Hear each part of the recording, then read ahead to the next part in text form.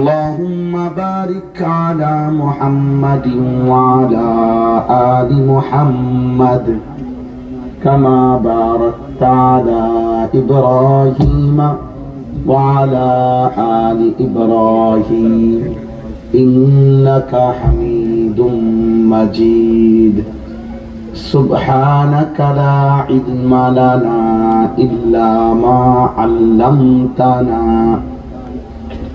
إنك أنت العليم الحكيم ছোট ভাই তুমি ব্যথা পাইবা বাবা নিচে নামো পড়ে গেলে ব্যথা পাইবা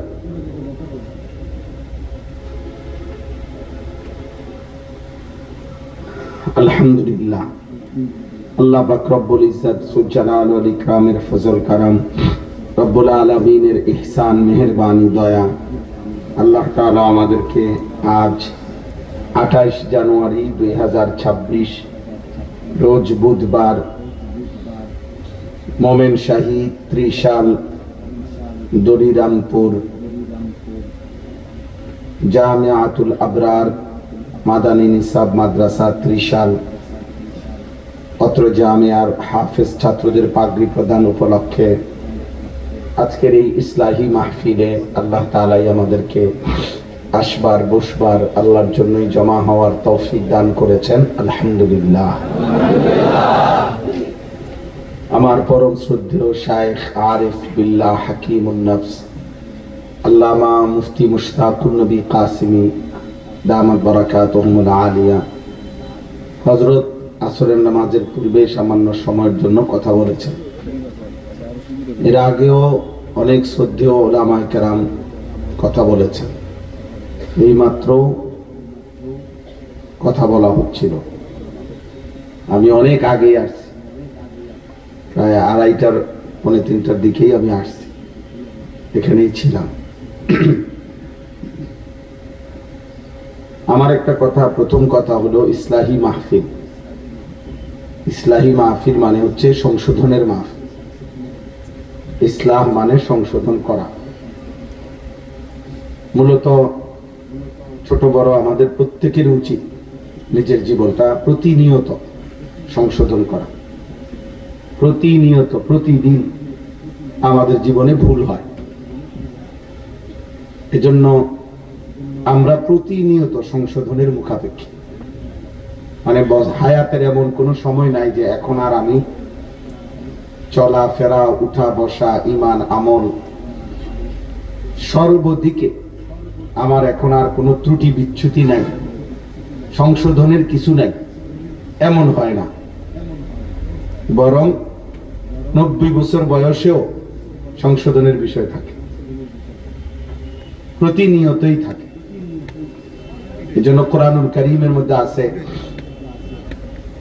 প্রত্যেক নবীগণ যখন মানুষদেরকে আল্লাহর দিকে দাওয়াত দিতেন, তো নবীগণ বলতেন যে আমি তোমাদেরকে যা বলতেছি, হে আমার উম্মত, হে আমার জাতি, দিবানিশি তোমাদেরকে আল্লাহর কথা বলে আমার উদ্দেশ্য একটাই, ইন উরিদু ইল্লাল ইসলাহা মাস্তাতাতু। এটা কোরআন শরীফের আয়াত। আল্লাহ তাআলা বলেন, প্রত্যেক নবীরা বলতেন, হে আমার জাতি, আমার আর কোনো উদ্দেশ্য নাই, উদ্দেশ্য কেবল একটাই, তোমাদের সংশোধন। ইন উরিদু ইল্লাল ইসলাহ, ইনে নাফিয়া, এজন্য নফিয়া ইস্তিসনা এখানে হসর, অর্থাৎ শুধু এটাই উদ্দেশ্য, তোমাদের সংশোধন চাই। মাস্তাতাতু, আমার সাধ্যে যেটুকু কুলায়, আমার সাধ্যের সবটুকু দিয়ে আমি তোমাদের পরিবর্তন চাই, সংশোধন চাই। রাসূলুল্লাহ সাল্লাল্লাহু আলাইহি ওয়াসাল্লাম বলেছেন, আমি আমার উম্মতের একজন একজন মানুষকেও জাহান্নাম থেকে বাঁচাবার জন্য, জিন্দেগিটা সুন্দর করার জন্য, শেষ পর্যন্ত আমার মন চাইছে যে আমি যেন এক একজন মানুষের কোমরে জড়িয়ে ধরে হলেও তাদেরকে জাহান্নাম থেকে বাঁচাই। ওয়া আনা আখিযুন বিহুজাজিকুম, অর্থাৎ এই প্রেরণা, এই মানসিকতা যে প্রতিনিয়ত সংশোধনের চেষ্টা করা, এটা অত্যন্ত গুরুত্বপূর্ণ। কোরআনুল কারীমের মধ্যে আছে, আল্লাহ তাআলা বলেন, ইন্নামাল মুমিনুনা ইখওয়া ফাআসলিহু বাইনা আখাওয়াইকুম। সমস্ত মুমিনগণ পরস্পর ভাই ভাই। এখন ভাই ভাই হিসাবে একে অপরের প্রতি দায়িত্ববোধ কি? তা আল্লাহ বলেন, অতএব ভাই ভাই হয়ে প্রত্যেকে একে অপরের, এক ভাই অপর ভাইয়ের ফাআসলিহু, ইসলাহ করে দাও, সংশোধন করে দাও। আমার দিকে তুমি খেয়াল রাখো, তোমার দিকে আমি খেয়াল রাখো। ভ্রাতৃত্বের দাবি, বন্ধুত্বের দাবি, একে অপরের ইসলাহ, সংশোধন। মানে যখনই সে আল্লাহর পথ থেকে সরে যেতে চায়, তারা টেনে ধরা, না ভাই তুমি ওদিকে যাইতে পারবে না, এই পথ জাহান্নামের, এই পথ গুনার রাস্তা, আমি তোমার ভাই, আমরা মুমিন, আমরা মুসলমান, অতএব আমার দায়িত্ব তোমারে টেনে ধরা, তোমার দায়িত্ব আমারে টেনে ধরা। এটা আল্লাহ তাআলার আদেশ। কোরআনুল কারীমের মধ্যে আছে, আল্লাহ তাআলা বলেছেন, ফাত্তাকুল্লাহা ওয়া আসলিহু যাতা বাইনিকুম, তোমরা আল্লাহকে ভয় করো আর নিজেদের মধ্যে ইসলাহ করে নাও, সংশোধন করে নাও। এই যে শব্দটা ইসলাহি মাহফিল, অনেক আছে কোরআন শরীফে এই শব্দটা। ওয়া ইন তাইফাতান মিনাল মুমিনিনা ইকতাতালু ফাআসলিহু বাইনাহুমা, মুমিনদের দুইটা দল যদি পরস্পরের মধ্যে যুদ্ধ শুরু করে, আল্লাহ বলছে তখনও তোমাদের দায়িত্ব উভয়ের মাঝে ইসলাহ করে দাও, ইসলাহ করে দাও। আল্লাহ তাআলা কোরআন কারীমের মধ্যে বলছেন, লা খায়রা ফি কাসীরিন মিন নাজওয়াহুম ইল্লা মান আমারা বিসাদাকাতিন আও মা'রুফিন আও ইসলাহিন বাইনান নাস ওয়া মান ইয়াফআল যালিকা ইবতিগাআ মারদাতিল্লাহ ফাসাউফা নু'তিহি আজরান আযীমা। তোমাদের ব্যক্তিগত অগণিত কথাবার্তার মধ্যে তেমন কোনোই কল্যাণ নাই, কিন্তু কেবল তিনটি কথার মধ্যেই কল্যাণ আছে। এক, যে কাউকে আল্লাহর পথে দান সদকা করতে বলে। দুই, যে কাউকে নেক কাজের আদেশ করে। তিন, যে মানুষের মাঝে ইসলাহ করে। আল্লাহ বলছে এই তিনটি কাজ। আপনি কাউকে বললেন, ভাই আল্লাহ আপনাকে যেটুকু রিজিক দিছেন, উপার্জন দিছেন, এখান থেকে আল্লাহর পথে কিছু কিছু খরচ করে, এই কথা যে মনে করায় দেয়, বলে দেয়, মানুষকে যে কোনো নেক কাজের কথা বলে, সংশোধনের চেষ্টা করে, ইসলাহের চেষ্টা করে, আল্লাহ বলেন এই কাজগুলো আল্লাহর সন্তুষ্টির জন্য যেই করবে, আমি তাকে আজরে আজিম, সুবিশাল নেয়ামত, বিনিময়, প্রতিদান, নেকি দান করবে। এই জন্য এটা যেন কথার কথা একটা বিষয় না, এটা জীবনের একটা গুরুত্বপূর্ণ বিষয়। একজন আলেম, একজন গায়রে আলেম, একজন তালেবে ইলম, একজন অনেক বড় মানুষ, উনি একবারে আমাদের চোখে অনেক বড় আল্লাহওয়ালা, তিনিও ইসলাহের মুখাপেক্ষী, কারো না কারো সংশোধনের মুখাপেক্ষী, অর্থাৎ ওনারও কেউ না কেউ সংশোধন করা উচিত। এজন্য আমাদের আউলিয়া বুজুর্গদের একটা নিজাম, মাশাইখদের একটা নিজাম, তারা সব সময় যখন যার হাতে বায়াত হয়, উনি ইন্তেকাল করিলেও আবার নতুন কারো হাতে তৎক্ষণাৎ বায়াত হয়, অর্থাৎ মৃত্যু পর্যন্ত জীবনটা এভাবে চালায় যে কোনো না কোনো এক বুজুর্গের সোহবত, সান্নিধ্যে, ওনার মা তাহাতে, ওনার অধীনে নিজেকে চালাইছে। জীবনের কখনো আর এমন না যে আলহামদুলিল্লাহ এখন আমি মুস্তাকিল, অর্থাৎ আমি এখন স্বয়ং সম্পূর্ণ, যেটা বুঝার আমি বুঝ করব, আমার জ্ঞান, আমার যোগ্যতা, আমার বুদ্ধিমত্তা এখন আমার যে পরিমাণ হইছে, এখন আর আমি একাই চলতে পারবো না, একাই চলতে পারবো। ইহদিনাস সিরাতাল মুস্তাকিম সিরাতাল্লাযীনা আন'আমতা আলাইহিম, এই কথাইটা কারো মৃত্যুর দিনও যদি সে নামাজ পড়ে, তো সেদিনও এটা বলতে হবে না? মানে সেই দিনও যদি কারো বয়স যদি 900 বছর হয়, তো উনিও যদি সূরা ফাতিহা পড়ে, তো উনি এই আয়াত পড়তে হবে কিনা? তো সেদিনও তো উনি চাচ্ছে ইহদিনাস সিরাতাল মুস্তাকিম, আল্লাহ আমাকে সিরাতে মুস্তাকিম দান করুন। সেদিনও তো তিনি বলতে হচ্ছে সিরাতাল্লাযীনা আন'আমতা আলাইহিম, আপনার নিয়ামত প্রাপ্ত বান্দা যাদেরকে আপনি সিরাতে মুস্তাকিম দিবেন, তাদের পথ আমাকে দেখায়া দেন। তাহলে বোঝা গেল মৃত্যু পর্যন্ত সিরাতে মুস্তাকিম এবং আল্লাহর নিয়ামত প্রাপ্ত সিরাতে মুস্তাকিম প্রাপ্ত বান্দার থেকে আমি আলাদা হব, এই চাওয়া, এই তামান্না কোন মুমিনের হইতে পারে, মুমিনের হইতে পারে। ফাত্তাবি' সাবিলা মান আনাবা ইলাইয়া, আল্লাহ তাআলা বলছেন আমার দিকে যারা ঝুঁকে আছে তুমি তাদেরকে অনুসরণ করো। মানে তোমার আগে এমন একজন রাখো, তোমার জীবন মৃত্যুর দিন পর্যন্ত তুমি এমন একজনকে রাখো জীবনে, সব সময় একজন ইন্তেকাল হইলে আবার আরেকজন, আরেকজন হইলে আরেকজন, কিন্তু তুমি যেন একা না চলো, একা না চলো, নিজের উপরে নিজে চলা না, নিজের উপরে নিজে।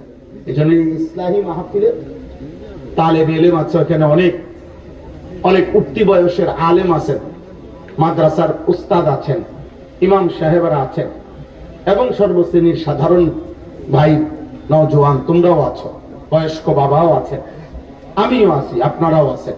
আমাদের সবার জন্য কথা এটা, জীবন চলার পথে একেবারে সব সময় মৃত্যু পর্যন্ত আমি যেন কমপক্ষে এটা জানি যে আমি কারো অধীনে। আমার মাথার উপর একজন আল্লাহওয়ালার ছায়া আছে, তিনি আমাকে সংশোধন করেন, তিনি আমার চলাফেরা, উঠা বসা, গতি এটা দেখেন, এটা দেখেন। আমার শায়েখ আল্লামা মুফতি মুশতাকুর নবী কাসেম আলহামদুলিল্লাহ হযরত আমগো ব্যক্তিগত বিষয়টা অনেক সময় খেয়াল করে। ভাত খাইতে বসছি, এই তরকারির ক্ষেত্রে বলে না এটা নিবেন না, গোশত, গরুর গোশত দেখলে আমার বলবো যে এক টুকরা দুই টুকরা বেশি নিবেন না।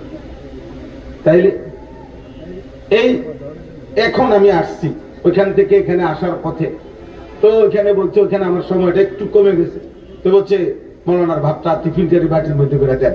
তো আমি ওইখান থেকে মাওনা চৌরাস্তার থেকে টিফিন কারির বাটি শায়েখের বলছে ওই বাটির ভাত আইনা মৌলানা সাহেবের মাদ্রাসা এসে খাইছে। হযরত বলছেন আমার এটা, এমনি বলছে এমনি শুনছি। তাহলে বলার উদ্দেশ্য হলো এই জন্য যে এই উঠতি বয়সের তালেবে ইলম, উঠতি বয়সের নওজোয়ান আলেম, আপনারা যেভাবে মোবাইল নিয়ে ব্যস্ত হইতেছেন, আপনারা মনে করতেছেন যে মোবাইলের মাধ্যমে অমুক বক্তার সাথে ছবি, অমুক পরিচিত হুজুরের সাথে ছবি, অথবা ওই কোনো না কোনো ভাবে রুমাল বদলাইয়া, কোটি বদলাইয়া, এরপরে বিভিন্ন ডিজাইনের রং ঢং কইরা আপনারা মানুষের চিহ্ন আলগি দিয়া একদম চার রাস্তার মাথার দাঁড় করাই দিব, বিষয়টা এটা না, এটা ধোঁকা, এটা ধোঁকা, এটা ইবলিসের ধোঁকা। ওয়াইজ যায়্যানা লাহুম শাইতানু আ'মালাহুম, কোরআনুল কারীমের মধ্যে আছে আল্লাহ তাআলা বলছে শয়তান পাপীর নিকট আমলকে যায়্যানা সাজিয়ে দেয়, সাজিয়ে সজ্জিত করে দেয় শয়তান। আল্লাহ কোরআনে বলছে শয়তান ইবলিস আল্লাহর সামনে বলছে তাল্লাহি লা উযায়্যিনান্না আ'মালাহুম, আল্লাহ আপনার কসম আমি আপনার বান্দাকে প্রত্যেকটা আমলের সামনেও আমি গুনাহটাকে এটার সাথে মিশাইয়া সাজায়া দেব, একটু শুধু কালার করে দেব। ওয়ালা উখদিয়ান্নাহুম আজমাইন, এবং তাদেরকে গোমরাহ করে দেব, পথভ্রষ্ট করে দেব। আপনি মনে করেন এটা অসুবিধা কি হুজুর, আমি একটা ছবি না উঠেছি আপনার সাথে, অসুবিধা কি? না, কোনো অসুবিধা না, অসুবিধা হলো আপনার বরবাদি, অসুবিধা হলো আপনার বরবাদি। এখানে সমস্যাটা কি হুজুর, আমি চুলটা রাখছি একটু আধুনিক যুগের মতো। না রে দোস্ত, চুল যদি তোমার বেঈমান তাদের মতো বানাইতে পারে তো তোমার কলিজাও তাদের মতো বানায়। কারণ মানুষের প্রত্যেক ইচ্ছা, এ চুল, চেহারা, লিবাস, পোশাক, জীবন চলার যত ইচ্ছা হয় মানুষের, সবকিছু ইচ্ছা তৈরি হয় দিলের মধ্যে। ইচ্ছা হাতে তৈরি হয় না, ইচ্ছা নাকে তৈরি হয় না, ইচ্ছা শক্তিটা তৈরি হয় দিলের মধ্যে। অতএব বোঝা গেল যে এই একটা ছেলে যদি একটা কাফের বেঈমানের মতো চুল রাখে, এই মানসিকতাটা তার প্রথম দিলে আসছে, এরপরে গিয়ে সে চুলে রাখে, মানে তার মনে আসছে কথা যে আমি ওনার মতো চুল রাখবো। তাহলে প্রত্যেকটা মানুষের ভালো মন্দ, উচিত অনুচিত, প্রত্যেকটা বিষয় তার মনের মধ্যে তৈরি হয়, এরপরে যেটা তার বাস্তবায়ন। আল্লাহ নবী সাল্লাল্লাহু আলাইহি সাল্লাম বলছেন ওয়াল কলবু ইয়াতামান্না ওয়া ইয়াহওয়া, জিনা ব্যভিচারের কথা বলতে গিয়ে নবীজি সাল্লাল্লাহু আলাইহি সাল্লাম বলেছেন প্রত্যেক মানুষের অন্তর জিনা এবং ব্যভিচারের কল্পনা করে, কল্পনা করে অর্থাৎ পরিকল্পনা করে। ওয়ায়ুসাদ্দিকু যালিকাল ফারজ আও ইউকাদ্দিবুহু, অতঃপর মানে প্রত্যেকটা যুবক ভাই, নওজোয়ান, তালিবে ইলম, তুমি কিংবা আমি মোবাইলে একাকী ব্যবহার করার দ্বারা যখনই নারীর ছবি, অশ্লীল দৃশ্য, জিনা ব্যভিচারের ছবি অথবা এই নাচ গান ছবি দেখা হয়, প্রত্যেকটা বাড়ি অন্তরের মধ্যে কিছু না কিছু পরিকল্পনা হয়, মানে দিল চায়, কিছু না কিছু দিলের মধ্যে চায়। তো আল্লাহ নবী সাল্লাল্লাহু আলাইহি সাল্লাম বলেন, অতঃপর তার লজ্জাস্থান সুযোগ পাইলে তা বাস্তবায়ন করে অথবা সুযোগ না পাইলে বাস্তবায়ন করে না, কিন্তু অন্তরের মধ্যে এই হারাম জল্পনা কল্পনা অশ্লীলতা তৈরি হয়। তুমি আমি যখনই নারী দেখো, ছবি দেখো, অশ্লীল দৃশ্য দেখো মোবাইলের ভিতরে, তখন তোমার দিলে কি চায়?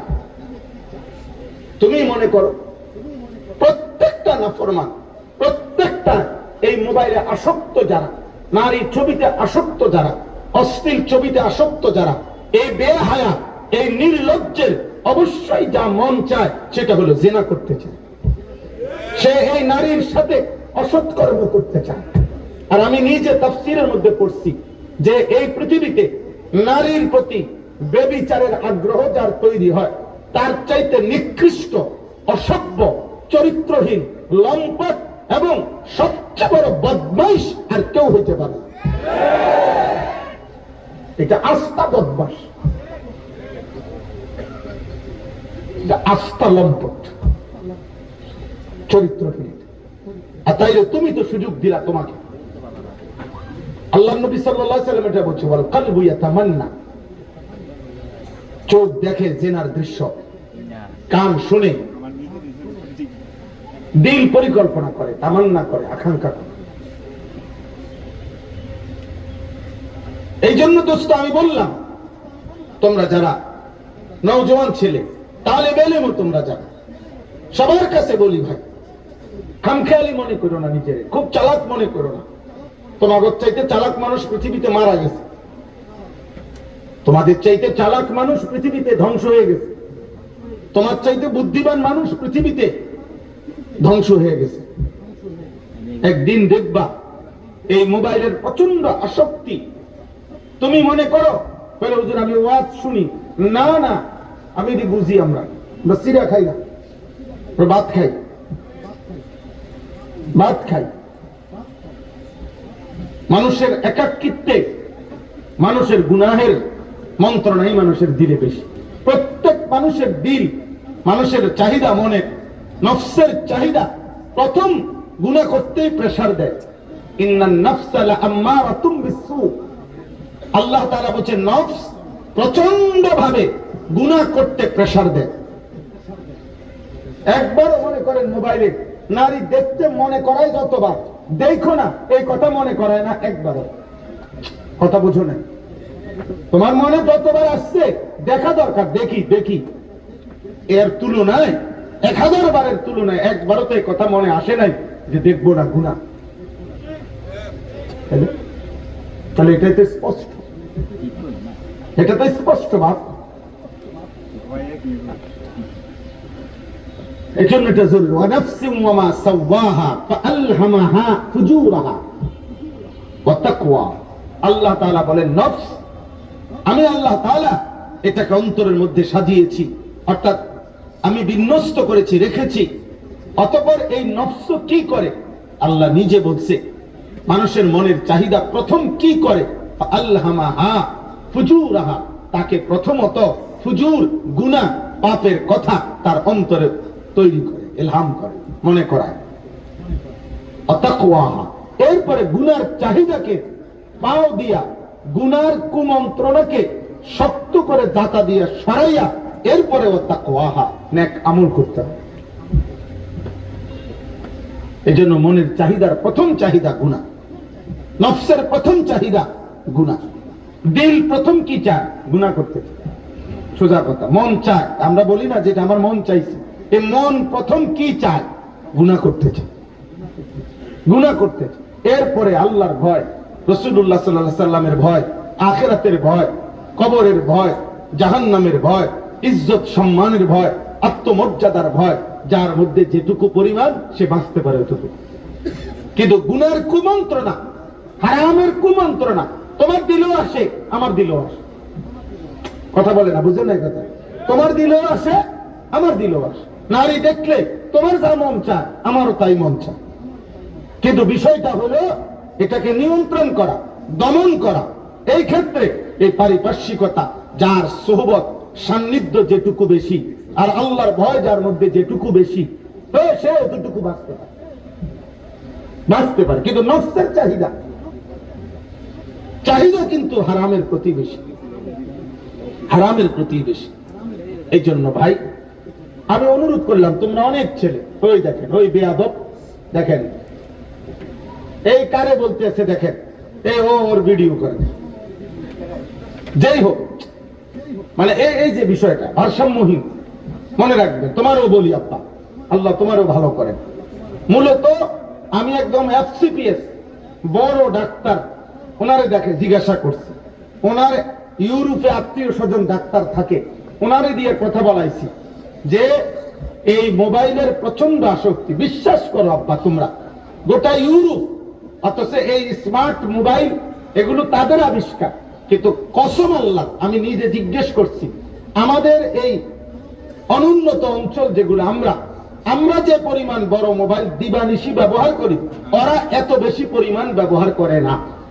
ওরা ওদের প্রয়োজনের জন্য ব্যবহার করে, কিন্তু আমাদের একটা বিশাল প্রজন্ম, আমাদের যদি 5 কোটি কিশোর যুবক হয়, তো তার মধ্যে 50 লাখ হয়তো বাদ যাবে, 4.5 কোটি 24 ঘন্টা এই মোবাইলটারে এমন করতেছে। সারাক্ষণ কি দেখে, যৌক্তিক না অযৌক্তিক, প্রয়োজনীয় না অপ্রয়োজনীয়, আমার দরকার না বেদরকার, আর ভাল লাগতেছে না, তার শরীরে টানা পড়ে গেছে, মানে ক্লান্তি, এরপরও এটা দেখতেছি, মানে আর ভাল লাগতেছে না শরীরে। হায় হায় নাফরমান, তোর শরীর ক্লান্ত হয়ে গেছে, কিন্তু ইবলিস তোরে তবুও ছাড়তেছে না, শয়তান তবুও তোরে ছাড়ে না। তোমার ক্লান্ত অবস্থায় শয়তান তোমার একটু ছাড়ে না, যে আরে এই পোলাটা তো শেষ হয়ে যাবে, এই ছেলেটা তো শেষ হয়ে যাবে, না, ছাড়বে না, তোমার ছাড়বে না বাপ। এই জন্য আমি অনেক তালিব ইলম তোমাকে দেখে বললাম, বিশেষ করে আমাদের কওমি মাদ্রাসার তালিব ইলম যারা, প্রিয় ভাই, উম্মতের আখিরি চেরাগ, এ জাতির শেষ আশা ভরসার প্রদীপ, কওমির সন্তান তোমরা, জাতির শেষ রাহনুমাই, মানুষকে আল্লাহর দিকে সঠিক ফেরানো, হালাল হারামের দিকে বুঝানো, আখিরাতের দিকে ফেরানো, খোদার কসম এটা তোমাদের জিম্মাদারি। তোমরা যদি নষ্ট হয়ে যাও, তোমরা যদি মোবাইলে আসক্ত হয়ে যাও, তোমরা যদি নিজেদের আত্মমর্যাদা, প্রকৃত পরিচয় ভুলে যাও, আসলাফ ও আকাবিরের চোখের পানি তোমরা যদি ভুলে যাও, তো জাতি পথ পাবে কার কাছে? জাতি আমরা এখনো অনেক দূরে, অনেক দূরে, এখনো অনেক দূরে। 92%, 95% মুসলমানের বাংলাদেশ, চারিদিকে আমরা মুসলমান, লক্ষ লক্ষ কোটি কোটি মুসলমানের বাংলাদেশে দাঁড়াইয়া আমরা এই নির্বাচনকে সামনে রেখে হোক আর যাই হোক, ইসলামকে প্রতিষ্ঠা করব, আল্লাহর কোরআনকে প্রতিষ্ঠা করব, ইসলামের শরিয়া আইনকে প্রতিষ্ঠিত করব, এই কথাটুকু সংখ্যাগরিষ্ঠ মুসলমানের বাংলাদেশেও হিম্মত করে, স্পষ্ট করে, কোন রকম ঘুরানো পেছানো ছাড়া সাফ সাফ করে বলার মতো হিম্মত আমাদের এখনো হয় নাকি? আমরা দুর্ভাগ্য, আমরা দুর্ভাগ্য আমাদের। আমরা ঘুরাই, এটারে জোড়া দেয়, তালি দেয়, কথা এটার মধ্যে এমনে কয়, হেমনে কয়, অমুকে নিনি রাগ হয়, তমুকে নি রাগ হয়। রাগ হবে যে কয়েকজন, অল্প কয়েকজন নাস্তিক, অল্প কয়েকজন মুরতাদ, অল্প কয়েকজন আল্লাহদ্রোহী, তাদের কারণে সংখ্যাগরিষ্ঠ মুসলমানের বাংলাদেশে দাঁড়াইও আমরা বলতে পারছি না। এই জন্য ভাই দয়া করে আজকে আমি মনে করাইলাম, তাইলে আমার কথা ছিল এটা, প্রিয় কিশোর নওজোয়ান বাবা, সবার কাছে বলি, মোবাইলের এই প্রচন্ড আসক্তি থেকে আপনিও বাঁচতে হবে, আপনার প্রজন্মকে ফেরাইতে হবে।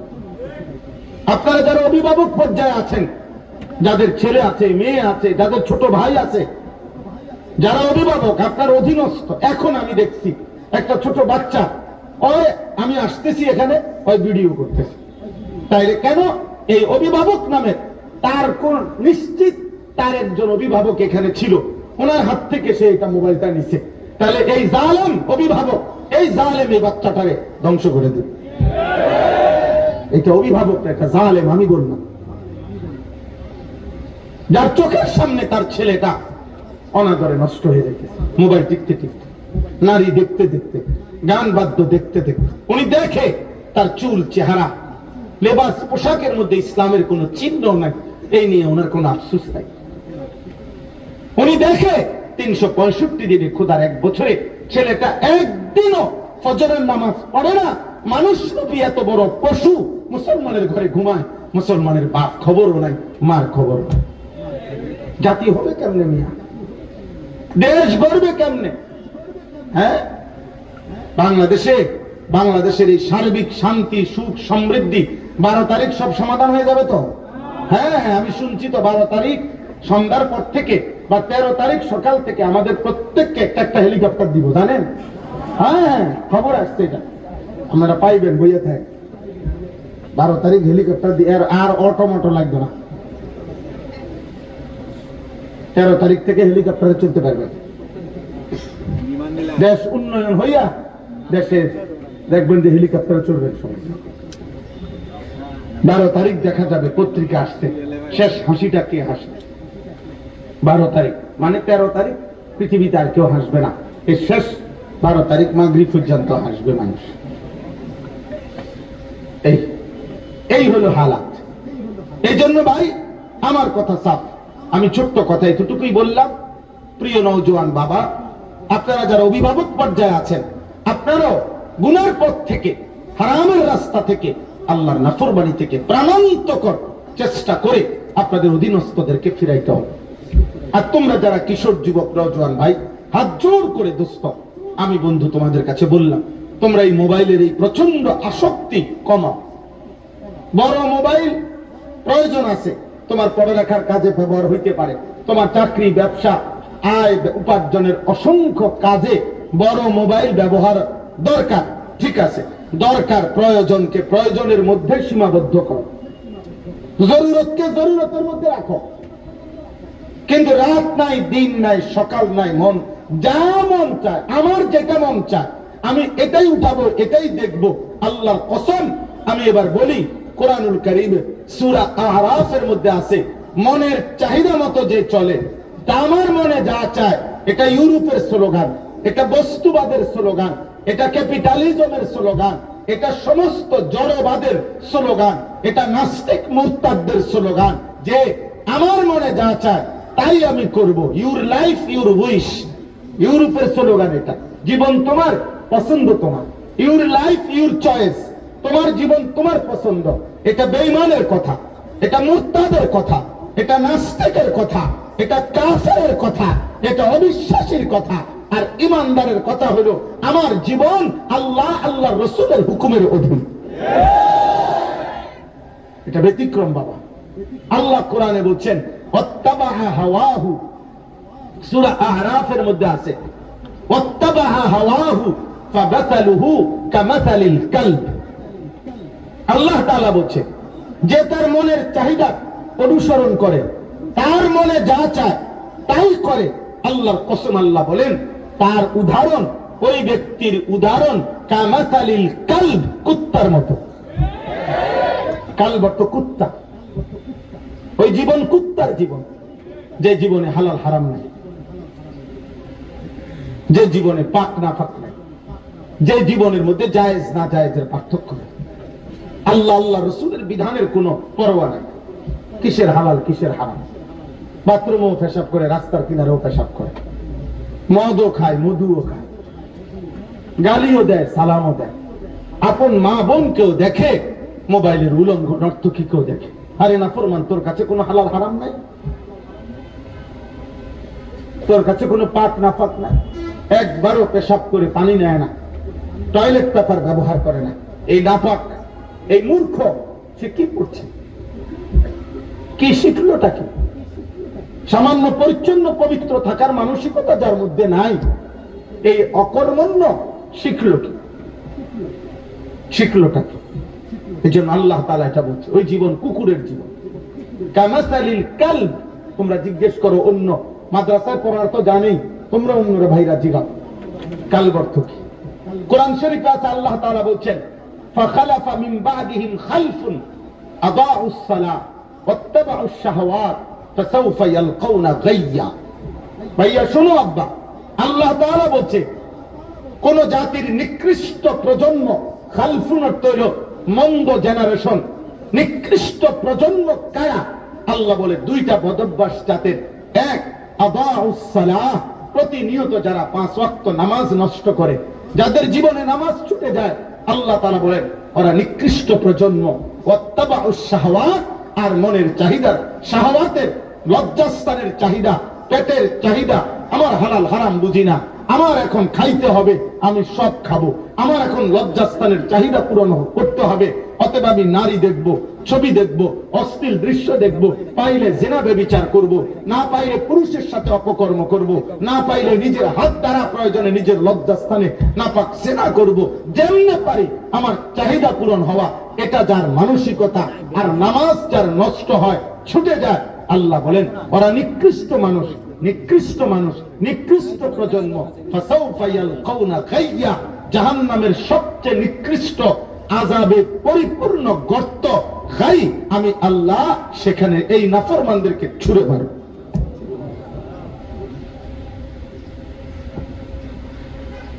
এই জন্য ওলামায়ে কেরামও বলি, তালেবে ইলম তোমাদেরকেও বলি, ভাই নষ্ট হইও না আব্বা। এ জাতি এখনো আলোর পথ থেকে অনেক দূরে। এখনো সারা বাংলাদেশে আমরা সর্বোচ্চ 3 থেকে 5% কিশোর, শিশু, বাচ্চা, মুসলিম ছেলে মেয়ে মাদ্রাসায় পড়ে মাত্র 3 থেকে 5%। এখনো প্রায় 95 থেকে 97% মুসলিম সন্তান জেনারেল লাইনে পড়ালেখা করে। ওরা পড়ুক, কোনো অসুবিধা নাই, স্কুল কলেজ ইউনিভার্সিটি সব পড়ুক ওরা, কিন্তু এই পরিমাণ 97% ওদের অধিকাংশই আল্লাহর কোরআন একটা পৃষ্ঠা সহি শুদ্ধ ভাবে পড়তে পারে। 16 বছরের পড়ালেখার জীবন, সে হালাল হারামের মাসআলা বলতে জানে না, অথচ সে মুসলমান। সে মনে করছে আখিরাত মানে হলো শুক্রবারে জুমার নামাজ। সে মনে করছে, কিছু ভদ্রলোক মনে করে আখিরাত মানে হলো আপনার সুযোগ সুবিধা মতো মাঝে মাঝে 20,000 10,000 যে দান সদকা করে, এটাই আছে। আমার বলছে, আমি চিনি আপাদমস্তক সুদখোর, কিস্তি ছাড়া, লোন ছাড়া তার জীবনের কিছু নাই। এক কোটি কোটি টাকার মেল ফ্যাক্টরি সব হারামের উপরে। উনি আপনার বলে, হুজুর দোয়া করবেন, এলাকায় একটা এতিমখানা দিছি, 30 জন এতিম খায়, মানে আখিরাতের বুঝ করে রাখছি এলাকায়। বুঝেন নাই কথাটা? 30 জন যে এতিম খায়, এই হ্যাগো কান্দে করে উনি ব্যস্ত দেবেন, বুঝছেন?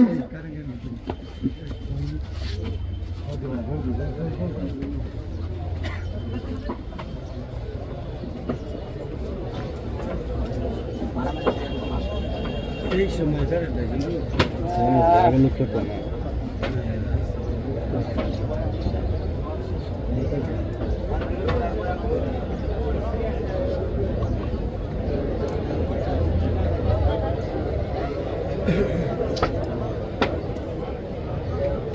কই যা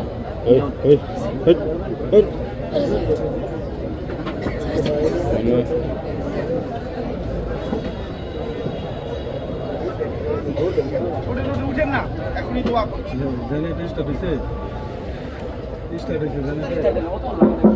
জি, অতএব আখিরাতকে মনে করছে যে আমি 30 জন এতিম খাওয়াই, এটাই আখিরাত। না না, এটা তো একটা আমল। দান সদকা একটা আমল না? কথা বলেন না? দান সদকা এটা একটা আমল কিনা? তো ইসলাম মানে শুধু দান সদকা? হ্যাঁ, ইসলাম মানে শুধু নামাজ? ইসলাম মানে শুধু যাকাত? না, এই সবগুলোর সমন্বয়, এটা না ইসলাম। উদখুলু ফিস সিলমি কাফা, পুরো ইসলামে ঢুকতে হবে আখিরাতের জন্য। অতএব সময় আর নাই, আমি এতটুকু কথাই আজকে বলতে চাই। একটা উদ্দেশ্যে বলছি, সেটা হলো মাহে রমজান আমাদের সামনে।